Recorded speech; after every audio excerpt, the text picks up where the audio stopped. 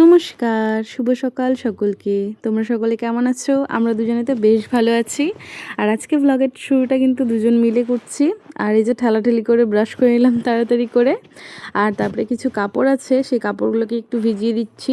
কারণ আমি কিন্তু হাতে কাপড় কাচাটা বেশি প্রেফার করি। যদিও বা ওয়াশিং মেশিন আছে আমাদের বাড়িতে, বাট তাও স্যাটিসফ্যাকশন নিজের জন্যই। যাই হোক, তাড়াতাড়ি করে কাপড়গুলোকে আমি ভিজিয়ে দিলাম, এতে কাপড়গুলো কাচতে আমার সুবিধা হয়। আর এই যে তারপরে আমি চলে গেলাম ঘরে। যাওয়ার পরে রিওকে কিছু বিস্কিট দিলাম আর আমরা দুজনে বিস্কিট খেয়ে নিলাম। খাওয়ার পরে আমি একটু গাছে জল দিয়ে নিলাম। আর এই যে আমার বোগেনভেলিয়া গাছগুলো কি সুন্দর লাগছে না। তারপরে চলে আসলাম হচ্ছে আমি চাদর বের করতে। আসলে বেশ কদিন ধরে ভাবছিলাম আমি বেডশিট নিব, তারপরে মনে পড়লো আসলে তো বিয়েতে প্রচুর বেডশিট পেয়েছি, সেগুলোর মধ্যে থেকেই পাতি। তো এই তো এই হলুদ কালার চাদরটা আমি পেতে দিচ্ছি এখন। তোমাদের কেমন লাগছে জানিও। এগুলো সব আমি বিয়েতে পেয়েছিলাম। আর ভীষণ সুন্দর প্রিন্টটা কিন্তু, আর কালারটাও দারুণ। এরকম হলুদ চাদর আমার অনেক দিন ধরেই নেওয়ার ইচ্ছা ছিল, যদিও বা আমি জানতাম না যে আমি বিয়েতে পেয়েছি সেগুলো। যাই হোক, এর তো ফটাফট করে বিছানাটা আগে গুছিয়ে নিলাম, কারণ এটাই আমার মানে সকাল থেকে ভারী কাজ মনে হয়, যে তাড়াতাড়ি করে ঘরটাকে গোছাতে হবে।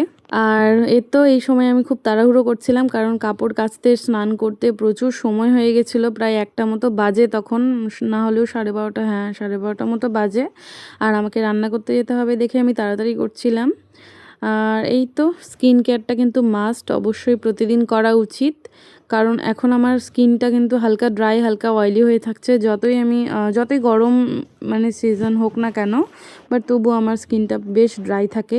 আর বাইরে ওয়েদারটা দেখো, বেশ রোদ সেরকম ওঠেনি, হাওয়া আছে প্রচুর বাইরে। আর আমি এই জন্য ব্যালকনিতেই কাপড়গুলোকে মেলে দিলাম, যদিও বৃষ্টি পড়ে তাহলে ভিজবে না। তারপরে দেখি বাবা এদিকে হচ্ছে বড় কাতলা মাছের মাথা এনেছে, আর এনেছে হচ্ছে ছোট ছোট বাটা মাছ। কাতলা মাছের মাথাটা এনেছে বাবা, একটু বলেছিল কাটা চচ্চড়ি করতে। আর আমি রান্নাবান্না কমপ্লিট করে নিয়েছি। এর তো কাটা চচ্চড়ি আর বাটা মাছের সর্ষে বাটা করেছিলাম। তারপরে খাওয়া দাওয়া সেরে আমি চলে আসলাম ছাদে। ছাদে এসে দেখো কি সুন্দর হাওয়া হচ্ছিল।